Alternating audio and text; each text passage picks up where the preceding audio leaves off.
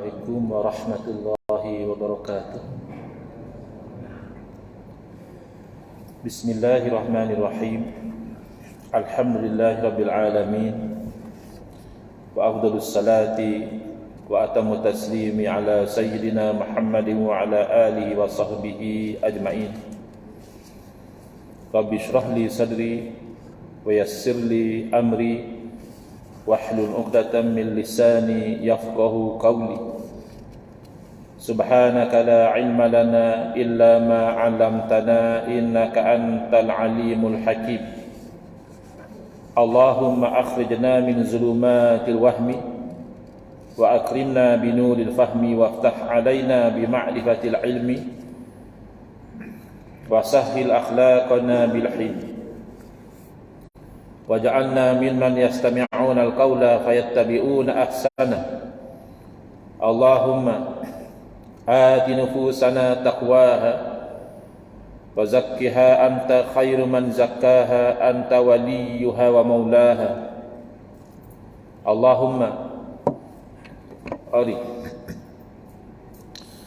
Allahumma arinal haqqa haqqan warzuqna ittiba'ah wa arinal batila batilan warzuqna ijtinabah. Allahumma anfa'na bima 'allamtana wa 'allimna ma yanfa'una wa zidna ilman wa huda. Amma ba'd. Alhamdulillah, muslimin muslimat, hadirin hadirat yang saya hormati, moga-moga kita semua dirahmati dan diberkati oleh Allah Subhanahu wa taala. Dan moga-moga kita semua dikurniakan oleh Allah Subhanahu wa taala kefahaman yang baik di dalam urusan agama dan keikhlasan yang menyeluruh di dalam menuju kepada ridha Allah Subhanahu wa taala.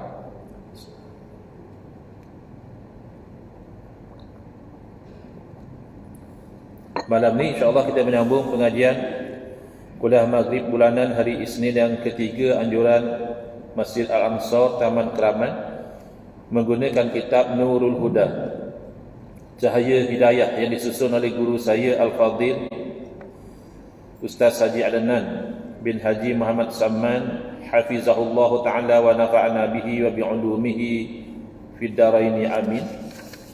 Mensyarahkan kitab ayahanda beliau dan juga guru saya, iaitu kitab Masailut Tauhid, masalah-masalah ilmu tauhid, susunan almarhum Tuan Guru Haji Muhammad Saman Kati rahimahullah taala wa nafa'ana bihi wa bi'ulumihi fid daraini amin.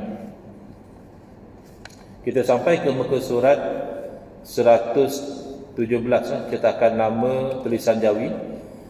Dan wajib pula kita percaya bahawa akan dibangkitkan, yakni dihidupkan semula sekalian makhluk sesudah mati. Jadi kalau kita tengok pada zahir pandangan mata kita, dah mati habislah cerita. Mana ada orang mati hidup balik? Orang pergi kerja balik, orang masuk penjara balik, orang pergi overseas balik, mati tak ada balik dah. Tetapi ini namanya sam'iyat, perkara yang kita imani kerana kita dengar perkhabarannya daripada Rasulullah sallallahu alaihi wasallam. Dia bukan dengar secara direct, tetapi melalui Quran dan hadis. Semuanya akan dihimpunkan di padang mahsyar. Mahsyar itu sendiri berarti tempat perhimpunan, Hasyar itu himpun, mahsyar tempat perhimpunan. Untuk dihisab, yakni dia perhitungkan segala amalan masing-masing. Iaitu kalau di dalam dunia ni pun, kalau dah SPRM masuk menyiasat, ataupun ada audit pula masuk, kita dah bimbang, takut jumpa apa-apa salah laku. Tapi ini yang menghitung, yang mengaudit adalah Allah Subhanahu wa taala sendiri, yang akan menghitung dan menimbang dengan seadil-adil hitungan dan timbangan. Firman Allah Ta'ala, "Tsumma innakum yaumal qiyamati tub'atsun." Ini dalil nakli. Ini dalil daripada wahyu bahawa kita ini selepas mati akan dibangkitkan. Surah Al-Mu'minun ayat 16. Yang artinya kemudian daripada itu, yakni kemudian daripada kematian, Sesungguhnya kamu pada hari kiamat tub'asun, akan dibangkitkan semula. Dan firman-Nya lagi, surah Maryam ayat 85, yauma nahsyurul muttaqina ila rahmani wafda. Pada hari kiamat kelak kami akan menghimpunkan sekalian orang yang muttaqin, yakni orang yang bertakwa, datang kepada Tuhan yang Rahman, ya, sebagai satu kumpulan, ya, dibawa kepada Allah Subhanahu Wa Taala. Dan lagi firman Allah Taala dalam suratul Waqiah ayat 49, Qul innal awwalina wal akhirina la majmu'una ila miqati yaumin ma'lum.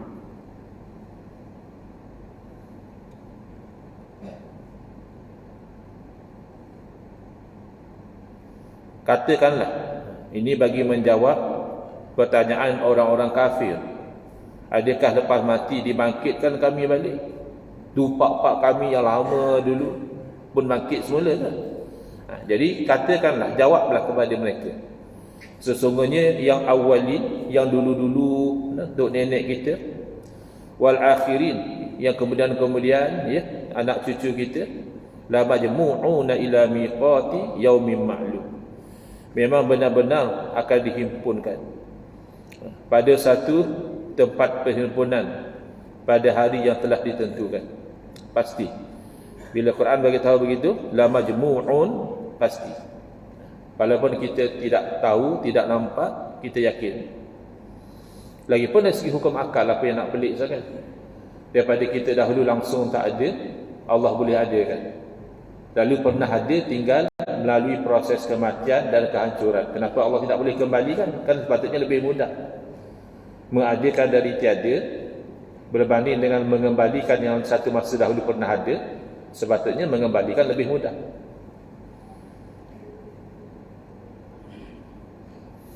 Kemudian firman Allah Ta'ala lagi, wa nada'ul mawazinal qist liyaumil qiyamah, suratul Anbiya ayat 47. Artinya, dan kami, yakni Allah Ta'ala, akan meletakkan timbangan, yakni neraca yang adil pada hari kiamat. Neraca atas dunia ni kadang-kadang tak adil, ya? Ada faktor macam ni, ada faktor macam itu. Tapi di akhirat itu memang neraca yang adil. Wajib pula kita iktiqadkan, ya, ini perkara akidah, tak ada pilihan, kita kena percaya bahawa sesudah ditimbang segala amalan makhluk, lalu dibentangkan as-sirat di atas neraka Jahannam. Ini yang kita bimbang. Orang yang yakin dengan hari ini, dia tak ceria sangat. Kita atas dunia ni pun, ya, kalau pelajar nak exam pun dah gelabah, ya, bimbang. Dia nak SPM ni dah rasa takut. Dia nak interview, ya, dah rasa keluh kesah. Yang nak dijatuhkan hukuman sebat, lagi bimbang. Yang nak dijatuhkan hukuman mati, nak kena gantung, dah risau, dah tak ada selera makan, ya. Yang ini kita nak lalu di atas neraka Jahannam. Berarti kalau gelincir masuk di situ. Macam mana perasaan pada masa itu? Dan akan lalu meniti di atasnya segala manusia, baik ataupun tidak. Orang mukmin, orang kafir, orang soleh, orang asi, ahli maksiat, semua akan lalu. Yang terdahulu daripada segala umat dan manusia yang kemudian, tidak ketinggalan. Kita kalau pergi ke Makkah, di Arafah pun tengok, ya Allah, ramainya manusia, ya. Kalau tawaf ifadah pun, ya Allah, penuhnya manusia, ya. Itu baru zaman kita, dan bukan semua orang pergi haji, ya, segelintir saja kalau nisbah pada penduduk manusia semua sekali. Apatah lagi kalau semua sekali manusia, apatah lagi semua manusia pada semua zaman, tak boleh nak dibayangkanlah, semua lalu. Daripada umat Nabi Muhammad SAW juga akan lalu. Mana-mana yang ahli syurga akan dapat lepas terus ke syurga. Allahumma ja'al minhum. Ya Allah, jadikanlah kami daripada bila mereka lalu atas as-sirat, mereka itu lalu dengan selamat sampai ke syurga. Amin. Tapi sebaliknya, Kalau ahli neraka, dia tak akan sampai. Walaupun di atas dunia ni pakar sarkis misalnya, dia boleh jalan atas tali kan, ada kita tengok orang main sarkis tu, atas dunia dia pakar. Kita atas dunia dulu gayat. Jangankan kata titian yang kecil, naik highway suka tu pun kita gayat. Highway, ya Allah, tinggi, tengok bawah tu, ya. Tapi kalau kita orang mukmin soleh, lepas. Orang tadi atas dunia ni dia berani meniti tempat-tempat yang halus, dia boleh selamat. Kalau dia orang kafir, ahli maksiat, dia masih jatuh dalam neraka. Nauzubillah min zalik. Seperti firman Allah, fattaqun naral lati waquduhan nasu wal hijarah. Suratul Baqarah ayat 24. Artinya, maka takutilah akan kamu, maka takutilah oleh kamu akan api neraka yang bahan bakarnya adalah manusia dan batu berhala. Jadi manusia kafir tu jadi bahan bakar. Tapi ada orang kata, untunglah jadi bahan bakar. Taklah rasa sakit. Kamu yang kata kena bakar pun sakit, jadi bahan bakar ya sakit. Dan lagi firman Allah Subhanahu wa taala, tilkal jannatul lati nurisu min ibadina man kana taqiyya. Allahumma ja'alna minhum.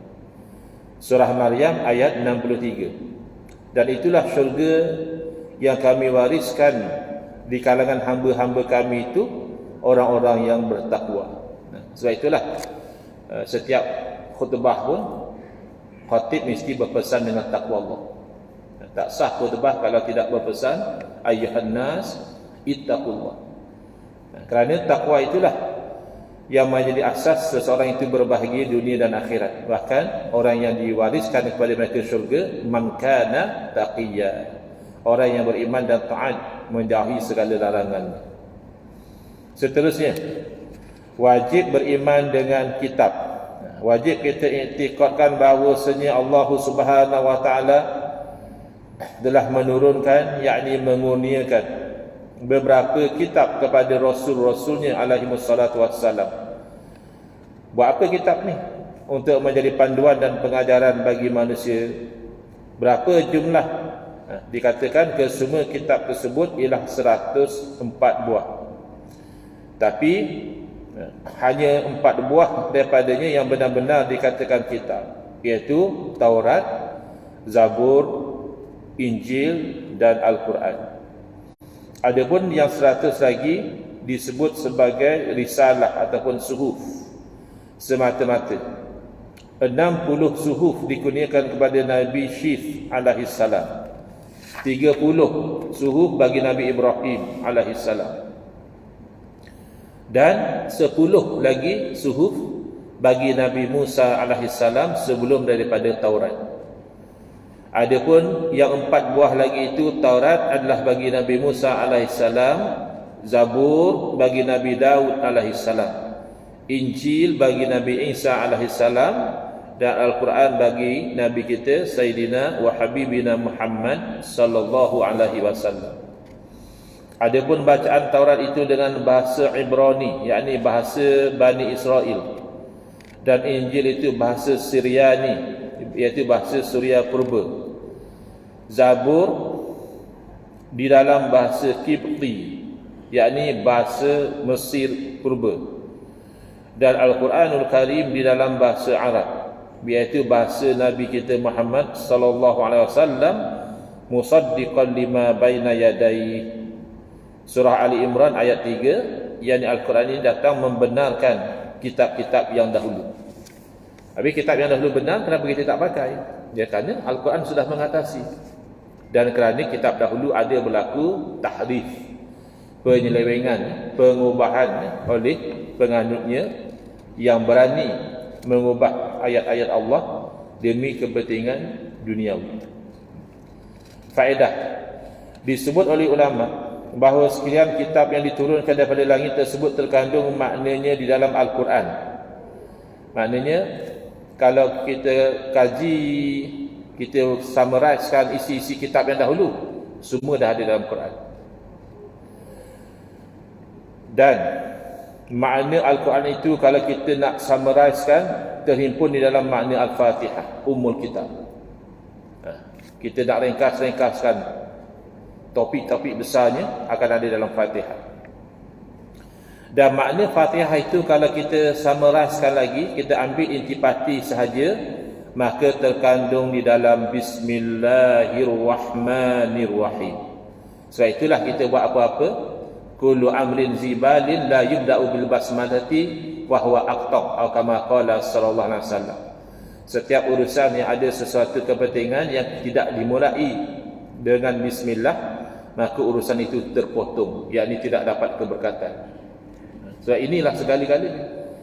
Kita boleh bernafas dengan kurniaan Allah, kita boleh melihat dengan kurniaan Allah, kita boleh makan dengan kurniaan Allah, kita boleh macamlah segala nikmat atas dunia ini, itu semua dengan kurniaan Allah. Apakah tidak kita menyebut nama Allah? Kita kalau dapat satu-satu dengan jasa sesiapa pun kadang kita sebut. Saya tak lupakan kepada supervisor saya, dan juga kepada kedua ibu bapa, juga kepada pasangan, akan kita sebut sebab mereka ada jasa pada kita. Apa kata kita tak sebut Bismillahirrahmanirrahim? Dan makna Bismillahirrahmanirrahim itu kalau kita ringkaskan lagi, terkandung di dalam makna ba-nya, satu huruf ba tu, iaitu maknanya bi makana, bi kana makana, wa bi yakunu ma yakunu. Apa maksud ba tu? Ba di sini maksud kalau terjemah bahasa Melayu dengan. Ini bahasa Arab biasalah, misalnya kotak tu at-tufahata bisikin, saya telah memotong buah apel itu dengan pisau. Bi itu dengan. Jadi ba itu maknanya apa? Bi kana makana, dengan aku, yakni dengan Allah lah berlaku apa yang telah berlaku. Jadi apa saja yang telah berlaku dahulu, walaupun menyakiti kita, walaupun menyusahkan hidup kita, walaupun meninggalkan trauma dalam kehidupan kita, itu adalah dengan kudrah iradah Allah, tak keluar daripada takdir Allah. Kalau kita bimbang apalah yang akan jadi, kata tahun ni ekonomi akan meleset, inflasi akan meningkat, OPR katanya akan dinaikkan lagi, ya.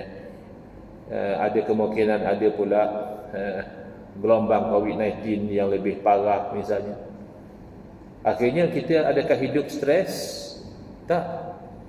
Sebab macam mana sekalipun, kalau nasib kita tu misalnya akan mati kerana satu sebab, macam mana kita usaha pun tak akan dapat lagi. Dan kalau takdirnya kita akan mati dengan sebab yang lain, macam mana orang cuba nak buat supaya kita mati dengan satu sebab, tak akan berjaya. Jadi kita ada tawakal. Fa'alallahi falyatawakkalil mu'minun. Maka kepada Allah lah orang-orang beriman itu mereka bertawakal. Sebab bi yakunu ma yakun. Dan dengan aku, dengan Allah lah akan berlaku apa yang akan berlaku. Jadi kita kena seimbang antara usaha dan ikhtiar kita buat dengan baik, buat planning, buat perancangan, buat pelaksanaan, buat KPI, buat pula postmortem, ya. Silakan, tak ada masalah. Tapi jangan sampai kita terlepas pandang bahawa segala-galanya itu billah, dengan Allah. Itu makna kita sebut bila orang kata, Bilal kata hayya 'alas salat, mailah sembahyang, kita kata wala haula wala quwata illa billahil aliyil azim. Tidak ada daya upaya untuk kita menolak sesuatu keburukan, dan tidak ada satu kekuatan untuk kita itu mendatangkan satu kebaikan illa billah, kecuali dengan Allah. Allah tolong dengan cara yang kita tak sangka pun.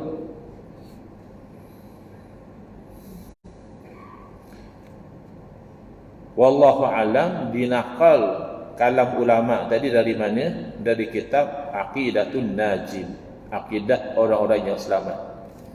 Wajib pula kita beriman, percaya adanya arash. Arash ni makhluk. Jangan jadi macam akidah Wahabi, kata Allah duduk atas arash atau Allah bertempat atas arash. berarti Allah bertempat atas makhluk. Ini akidah al-hulul. Wahhabi pun tolak akidah al-hulul. Kalau kita ada kawan Wahhabi tanya, kau terima tak akidah Wahhabi yang mengaji lah, Wahhabi yang tak tahu apa, dia pun tak tahu hulul apa. Ya. Wahhabi yang mengaji, kau terima tak akidah al-hulul wal ittihad? Dia tak terima. Al-hulul, Allah tu berada pada makhluk. Al-ittihad, Allah tu menyatu dengan makhluk. Wahhabi tolak akidah tu, kita ahli sunnah wal jamaah juga tolak. Tapi Wahhabi mungkin tak perasan mengatakan Allah bertempat atas arsy tu al-hulul. Sebab arsy tu makhluk. Makhluk berarti baru. Baru berarti dahulu tak ada. Adakah Allah juga seperti arsy? Nauzubillah. Allah qadim. Allah wujud tanpa ada permulaan. Berarti sebelum ada arsy Allah telah wujud. Maka Allah wujud tanpa tempat tu pasti. Takkanlah selepas Allah ciptakan tempat, Allah ciptakan arsy, surga dan neraka, tiba-tiba Allah berubah menjadi bertempat. Itu mustahil. Tapi kita wajib percaya adanya arsy, bukan tempat Allah, tidak. Kursi, ada yang kata arsy ni tempat Allah duduk, kursi tu tempat Allah letak tapak kaki. Macam tu pula.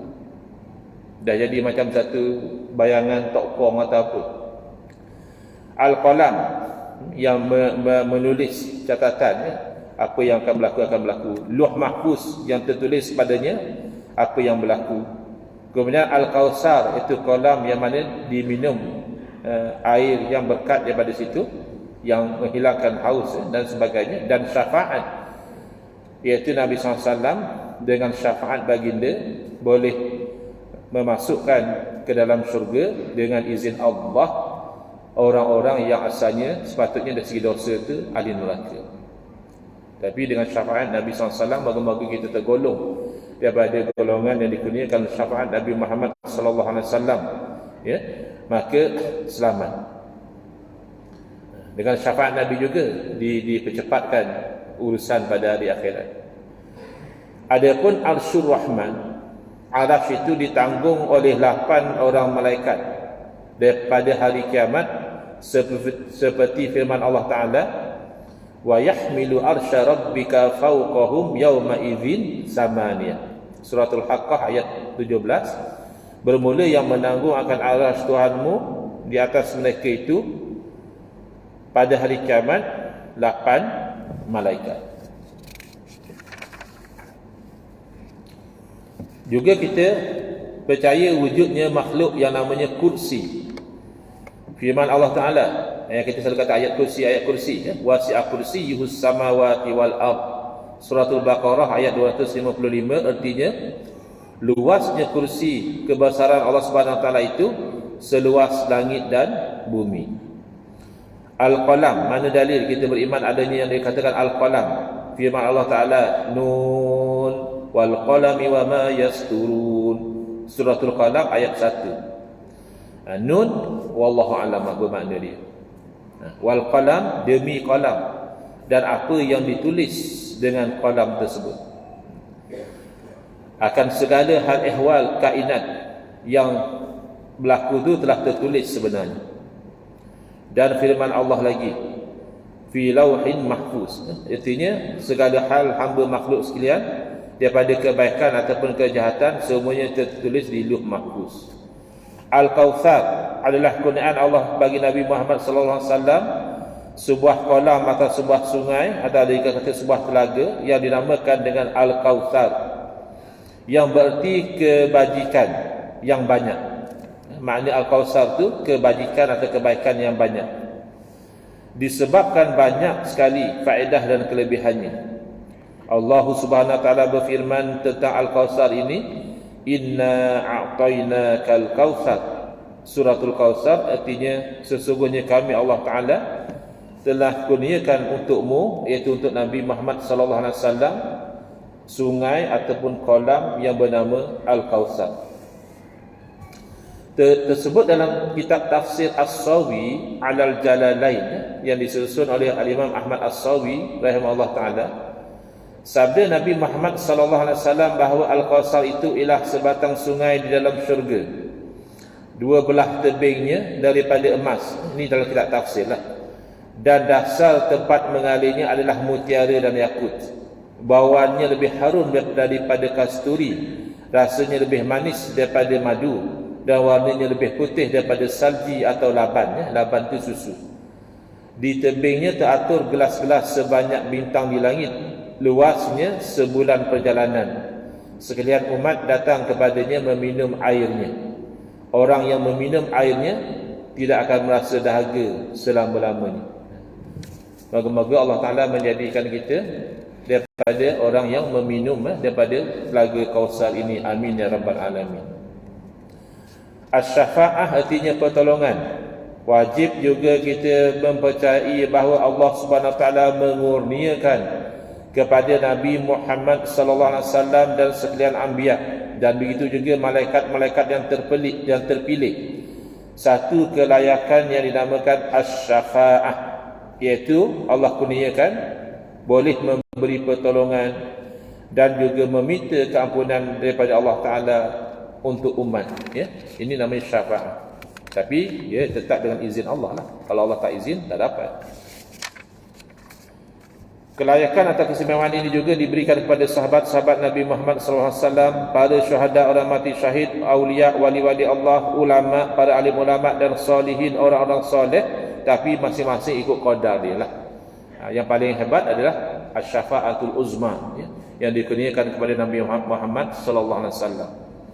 Seperti firman Allah, yauma idzil la tanfa'u asy-syafa'atu illa man adzina lahu ar-rahman wa radiya lahu qawla. Surah Taha ayat 109. Pada hari tersebut tidak memberi manfaat akan syafaat. Mana ada syafaat dah tak beri manfaat? Ada, illa, kecuali orang yang Allah izinkan baginya dan Allah redha untuk dia itu bercakap. Kita atas dunia ni pun kalau majlis raja-raja kan tak ada kita cakap sewenang-wenang, kan? Dapat perkenan baru kita bercakap. Itu pun ampun tuanku lagi, dah disuruh cakap ampun tuanku, ribu ampun, ya. Dan seterusnya. Itu baru atas dunia. Apatah lagi di akhirat, yang dapat izin je lah boleh bercakap. Peringatan adalah bagi Nabi Muhammad SAW syafaat yang teristimewa, iaitu asy-syafa'atul uzma, iaitu syafaat yang teragung di antara segala anbiya alaihi wassalatu wassalam. Dan lagi syafaat yang istimewa untuk baginda sallallahu alaihi wasallam, iaitu memasukkan kaum ke dalam syurga tanpa hisap. By default masuk syurga kena hitung dulu. Kalau banyak amal kebaikan masuk syurga, kalau banyak amal kejahatan kena transit kat neraka dululah. Na'udzubillah. Tak apalah ustaz, nanti masuk syurga juga. Ya Allah, berdiri tengah panas sejam pun kita tak tahan. Takkan masuk syurga ustaz kita kata boleh tahan. Kau boleh tahan, letak lighter bawah dagu tengok tahan lama mana. Api lighter dengan api neraka boleh banding. Tak maulah. Kalau boleh, kalau terpaksa hisab pun hisaban yasira, yang mudah-mudah lah. Yang sampai berat, jenuh nak tunggu, tak maulah. Kita atas dunia ni queue panjang pun kita tak suka, kan? Apatah lagi di akhirat nanti nak kena hisab payah-payah. Kalau dapat bighairi hisab, oh alhamdulillah lah. Masuk syurga macam tu saja. Ini syafaat Nabi. Serta menambahkan darajah dalam syurga. Orang itu dinaikkan darajat dengan syafaat Nabi SAW. Hanya sekianlah keterangan-keterangan yang dapat hamba jelaskan. Wallahu a'lam bissawab wa ilaihil marja'u wal ma'ab. Oh, sampai pada penghujung kitab lah kita. Bertahun juga mengaji, ya. Bulan depan insya-Allah kitab lain lah. Kita sambung balik kitab Kekeluaran Umat, ya. Dulu kita baca 2 kitab, selang-selang payah selang-selang perhabis satu-satu. So next kita akan Kekeluaran Umat insya-Allah. Kemudian pengarang berdoa. Kita aminkan doa beliau. Allahumma ja'alna tahta liwa'ihi wa la tahrimna fadla syafa'atih. Ya Allah, jadikanlah kami di bawah panji-panji baginda SAW, dan janganlah haramkan bagi kami kurniaan syafaat sallallahu alaihi wasallam. Wa adkhilna jannataka ma'al ladzina an'amta 'alaihim minan nabiyyin was-siddiqin wasyuhada'i was-salihin wa husna ulaika rafiqa. Dan masukkanlah kami ke dalam syurga-Mu bersama dengan orang-orang yang Kau beri nikmat kepada mereka daripada kalangan para nabi, para siddiqin, syuhada, salihin, dan orang-orang yang mengikuti mereka dengan elok. Dzalika fadlun minallahi wa kafa billahi alima. Itu adalah kurniaan daripada Allah Ta'ala, dan cukuplah Allah Ta'ala itu maha mengetahui. Walhamdulillahi rabbil alamin. Amin. dan segala puji bagi Allah Ta'ala. Moga-moga Allah Ta'ala perkenankan doa kita. Faedah: adapun perkara-perkara yang termasuk dalam golongan sam'iyat, hendaklah kita beriman dengannya semata-mata tanpa boleh ditakwil atau dibahaskan, dan ianya bukanlah medan untuk beristihad. Kau orang pandai-pandai pula. Ada tempat kena istihad, ada tempat kena takwil, tapi ada tempat tak boleh kita pandai-pandai istihad dan takwil sesuka hati. Misalnya as-sirat, menurut hadis Nabi SAW bersabda, wa yudrabu as-siratu baina zahraini jahannam fa akunu ana wa ummati awwala man yajuz. Dan telah dibentangkan titian antara dua tebing neraka Jahannam, dan jadilah aku dan umatku yang mula-mula merentasi as-sirat ini. Disebabkan as-sam'iyat itu adalah perkara yang gaib, dan kita hanya dikendaki beriman dengannya semata-mata, dan ianya bukanlah perkara hukum yang hendak kita amalkan seperti hukum solat, zakat, haji dan sebagainya. Ini kan nak percaya je, bukan nak beramal. Kau tahu kata ada sirat, nak training jogging ke apa supaya tak jatuh, tak ada. Ini hanya nak tahu je, nak yakin je.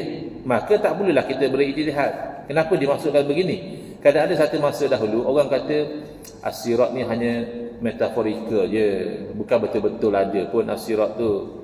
Yang dikatakan al-mizan, timbangan ni bukan betul ada racing neraca, bukan.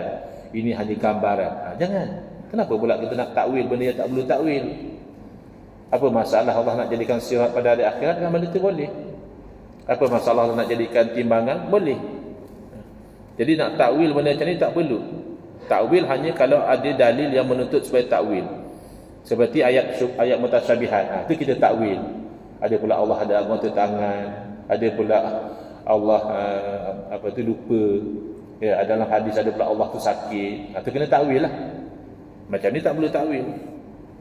Inilah perbezaan antara iman dan amal. Perkara iman, terutamanya sam'iyat, wajib kita percaya wujudnya secara itlak, tanpa diwajibkan kita mengetahui kaifiatnya. Tak apalah lah nak tanya pula.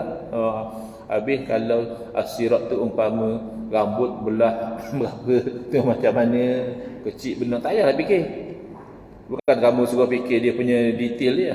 Imam Malik rahimahullah pernah ditanya bagaimana Allah itu istiwa atas arasy. Lalu beliau menjawab, ayat itu terang tetapi kaifiatnya majhul. Mana jelas kita wajib beriman adanya istiwa, tapi istiwa tu macam mana itu kita tak tahu. Itu namanya tafwid, serah makna pada Allah.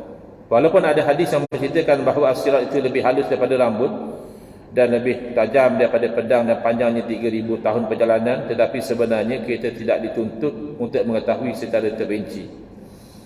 Sampai nak tahu sampai macam itu, berapa saiz dia, berapa panjang dia, berapa jarak perjalanan, tak tahu pun tak apa. Tak terjejas iman kita. Yang terjejas kalau kita kata aku tak percayalah ada sirat, itu bahaya.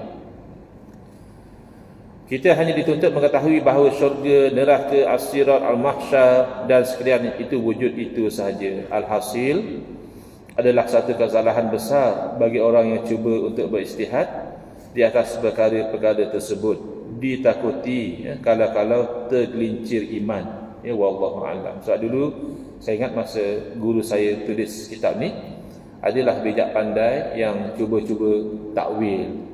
Kata dia tak ada mizan sebenarnya, itu hanya gambaran metaforikal saja. Itu yang beliau tegur di sini, supaya tidak ijtihad pada perkara yang sam'iyah. Jadi tamat mensyarahkan bagi kitab Masalul Tauhid ini pada malam Rabu 10 bulan 3 2009 bersamaan 13 Rabiul Awal 1430 Hijriah. Kita hadiahkan suratul Fatihah kepada pengarang kitab, guru saya Ustaz Adnan bin Haji Muhammad Samman, yang mensyarahkan kitab. Hadiahkan juga kepada ayahanda dan juga guru beliau almarhum Datuk Haji Muhammad Samman Kati, dan juga hadiah kepada Nabi kita dan kepada sahabat. Ila hadratin Nabi Muhammad sallallahu alaihi wasallam, ila Sayyidi Syekh almarhum Haji Muhammad Samman bin Haji Muhammad Qan, wa ila Sayyidi Syekh الأستاذ حاجي عدنان بن محمد سام الشهيد له الفاتحة. أعوذ بالله من الشيطان الرجيم. بسم الله الرحمن الرحيم. الحمد لله رب العالمين الرحمن الرحيم مالك يوم الدين إياك نعبد وإياك نستعين اهدنا الصراط المستقيم صراط الذين أنعمت عليهم غير المغضوب عليهم ولا الضالين آمين. بسم الله الرحمن الرحيم. الحمد لله رب العالمين والصلاة والسلام على سيدنا محمد وعلى آله وصحبه أجمعين. اللهم اشرح صدورنا وأحسن أخلاقنا وعزم أجورنا ونوّر قلوبنا بنور هدايتك كما نترضى بنور شمسك أبدا برحمتك يا أرحم الراحمين والحمد لله رب العالمين آمين يا رب العالمين.